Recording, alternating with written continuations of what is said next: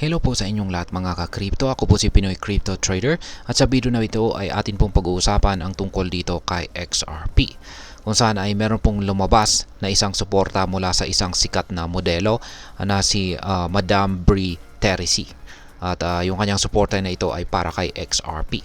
Sa kabila po ng mga kontrobersiya na hinaharap ng cryptocurrency na ito, takasan niyang ipinahayag ang kanyang paninindigan laban sa umano'y katiwalian ng SEC.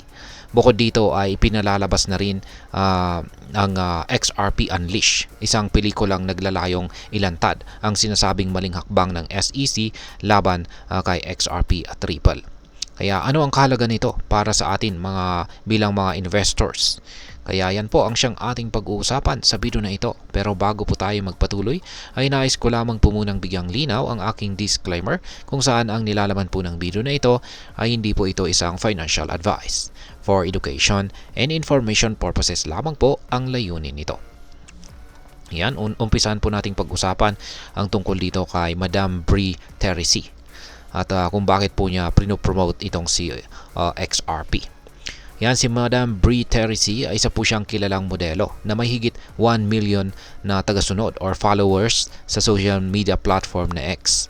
Sa isang kamakailang panayam ay ibinunyag po niya na matagal na siyang XRP holder, ngunit mas pinili niyang manahimik tungkol dito noon. Sa wakas ay pinili po niyang gamitin ang kanyang boses upang suportahan ang XRP at labanan ang di umano'y maling pagtrato dito ng SEC. Sa kanyang pahayag ay sinabi po niya na panahon na upang itulak ang katotohanan at wakasan ang mga nakatagong katiwalian. Ang tapang ng kanyang posisyon ay nagdadala ng inspirasyon hindi lamang po sa XRP community kundi pati na rin sa iba pang taga-suporta ng cryptocurrency na naghahangad ng transparency at accountability sa mga regulator. Kaya ayan po siya.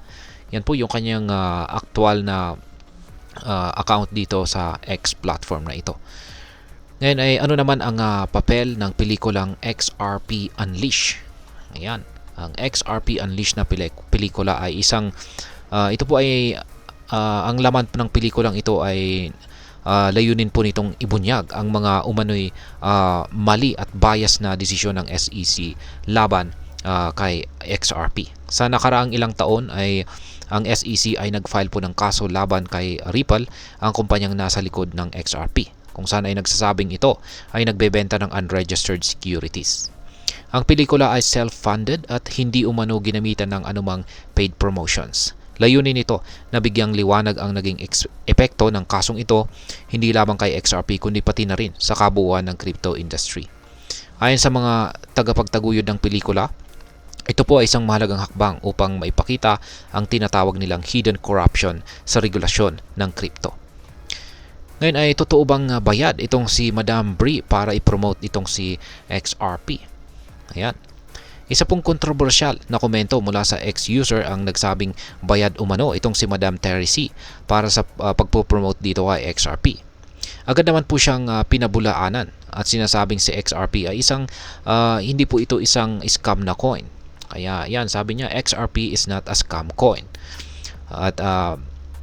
At dagdag pa niya ay ginagawa niya ito hindi para sa kita kundi upang mas maraming tao ang makaalam ng katotohanan. Ang mga ganitong akusasyon ay karaniwan po sa crypto space, ngunit malinaw po ang posisyon ni Madam Teresi kung saan ay nais po niyang bigyan ang tamang impormasyon. Nais lamang po niyang magbigay ng tamang impormasyon sa publiko upang sila mismo ang magdesisyon base sa mga tunay na detalye. Ayan po siya. Ngayon ay ano po ang posibleng maging epekto nito para sa atin bilang mga Pinoy crypto traders or investors nitong si XRP. Una ay mas malalim na pag-unawa sa crypto regulations.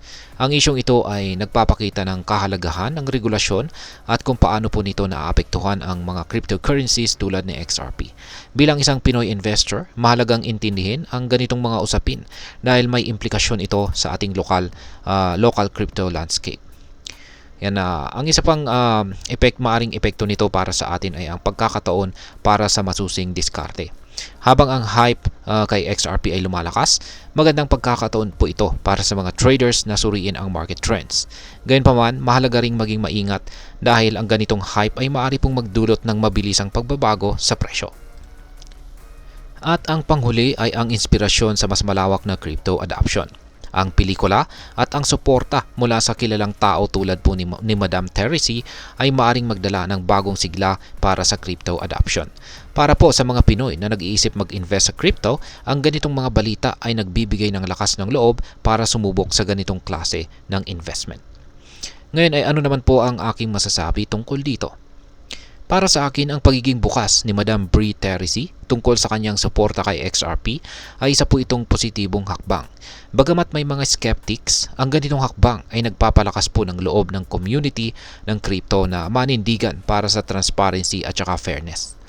Sa ating mga Pilipino, dapat po nating tingnan bilang isang pagkakataon upang mas maintindihan ang crypto at ang epekto nito sa ating pang-araw-araw na buhay.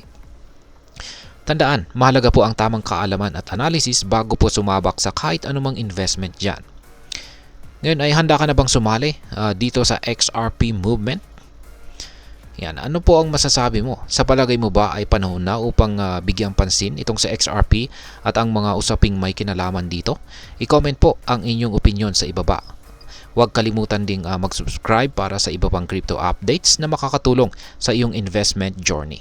Marami pong salamat sa panonood. Ingat po tayo lagi at God bless po sa ating lahat.